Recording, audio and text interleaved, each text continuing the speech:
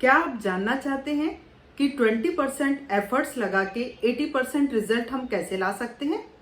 जी हाँ, आज हम उसी पे ही बात करने वाले हैं।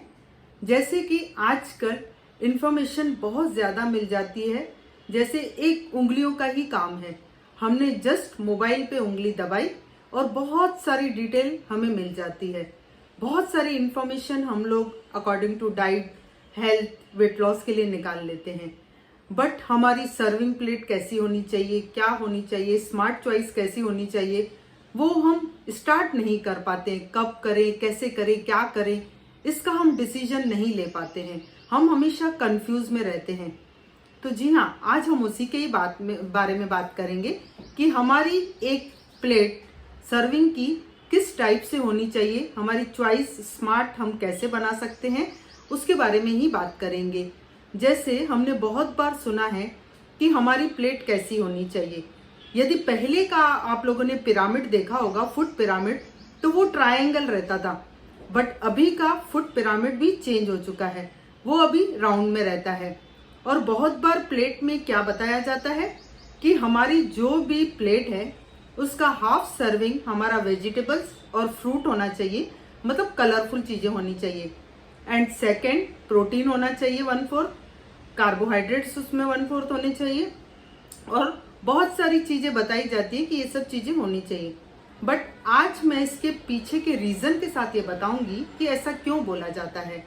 यदि हम एक स्मार्ट सर्विंग प्लेट की बात करें तो बहुत बार हम लोग कंफ्यूज हो जाते हैं कि हम बताते हैं कि हमेशा स्मॉल साइज प्लेट होनी चाहिए, बट स्मॉल तो कितनी छोटी होनी चाहिए। तो मैं बताऊंगी कि जैसे छोटे बच्चे रहते हैं उनकी प्लेट की साइज होनी चाहिए 7 इंच, और एडल्ट जो बड़े हैं उनकी प्लेट की साइज होनी चाहिए 9 इंच। तो ये तो हमारा क्लियर हो गया। बट हमें सब कुछ बैलेंस फॉर्म में ही क्यों खाना है, अभी इसके बारे में बात करेंगे। जब भी कभी कोई बात की जाती है कि सब चीजें बैलेंस फॉर्म में खानी है, तो इसके पीछे का एक ही रीजन रहता है। जैसे कोई भी हम लोग न्यूट्रिशन लेते हैं, मान लीजिए विटामिन सी न्यूट्रिशन लिया और उसको सिंगल ले लिया, बट वो वर्क नहीं करेगा जब तक ग्रुप ऑफ न्यूट्रिशन मिलके काम नहीं करते, तब तक वो इफेक्ट नहीं करता है। यदि आयरन, विटामिन सी और इनका कॉम्बिनेशन नहीं रहता तो भी हम प्रॉपरली नहीं एब्जॉर्ब कर सकते। जैसे कैल्शियम के साथ विटामिन डी होना इम्पॉर्टेंट है। यदि हमने ओनली कैल्शियम ही ले लिया, विटामिन डी नहीं लिया, तो उसके बाद उसका कोई यूज नहीं होता है। तो अभी ये जानेंगे क्यों हमें इतनी सारी चीजें बोली जाती हैं। जो वेजीज बोली जाती है, कलरफुल वेजिटेबल्स और फ्रूट्स बोले जाते हैं, तो उसका रीजन एक ही रहता है, क्योंकि वो नेचुरल लो कैलोरी रहता है। उसमें कैलोरी कम से कम रहती है और फाइबर बहुत ज्यादा मात्रा में रहता है, जिसकी वजह से हमारी प्लेट में यदि वो ज्यादा रहेगा तो हमारा फूड इनटेक प्रॉपर रहेगा। मीन्स वाटरी फूड रहेंगे, जैसे सैलेड रहेगा तो उसमें ककड़ी, टमाटर, ये ऑलरेडी बहुत ज्यादा वाटर के फूड है। तो हम लोग खाने के साथ वाटरी फूड लेंगे तो वो बेस्ट रहेगा और उसके साथ फाइबर भी जाएगा। नेक्स्ट बात आती है प्रोटीन की। अभी प्रोटीन क्यों लेते हैं? क्योंकि वो हमारे बिल्डिंग ब्लॉक्स का काम करते हैं, हमारे सेल्स को रिपेयर करने का काम करता है। इवन तो बाल से लेके पैर के नाखून तक हर चीज में हमें प्रोटीन लगता है। तो इसीलिए प्रोटीन की रिक्वायरमेंट को कंप्लीट करना पड़ता है 1/4। अब कार्बोहाइड्रेट्स और फैट क्यों लगते हैं? कार्बोहाइड्रेट्स हमें इसीलिए लगते हैं ताकि वो हमें दिन भर की एनर्जी प्रोवाइड करता है, और फैट क्या करता है, हमारे जो स्टोरेज फैट रहते हैं वो उसको यूज करता है। एंड देन मेन इंपॉर्टेंट जो 2 मिनरल्स रहते हैं, इसमें 2 न्यूट्रिएंट रहते हैं। जैसे फर्स्ट रहता है मैक्रो न्यूट्रिएंट और दूसरा रहता है माइक्रो न्यूट्रिएंट। अब मैक्रो न्यूट्रिएंट्स क्या रहता है?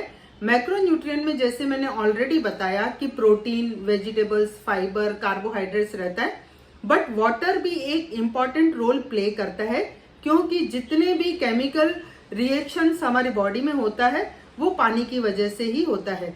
इसीलिए पानी भी one of the macro nutrient है।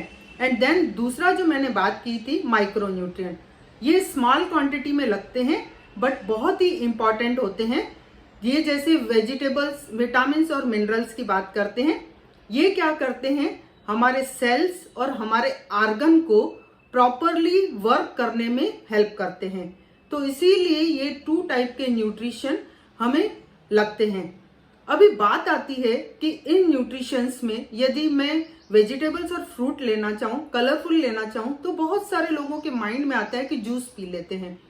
बट जूस को कम क्यों करना है इसकी मैं बात करूंगी, क्योंकि जब भी हम फ्रूट्स का जूस निकाल लेते हैं तो उसमें होता क्या है, उसमें फाइबर की क्वांटिटी बिल्कुल खत्म हो जाती है और प्रॉपरली हम लोग उस चीज को चिम नहीं करते हैं तो हमारे शरीर में उतने विटामिन और मिनरल नहीं जाते हैं।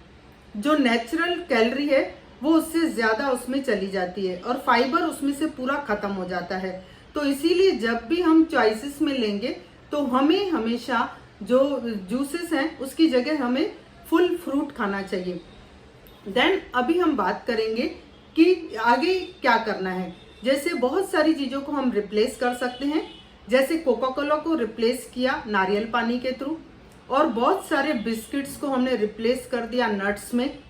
और नट्स का जैसे हम लोग और भी चीजें ढूंढते हैं तो नट्स में हम लोग अखरोट, बादाम, ये सब चीजें खा सकते हैं।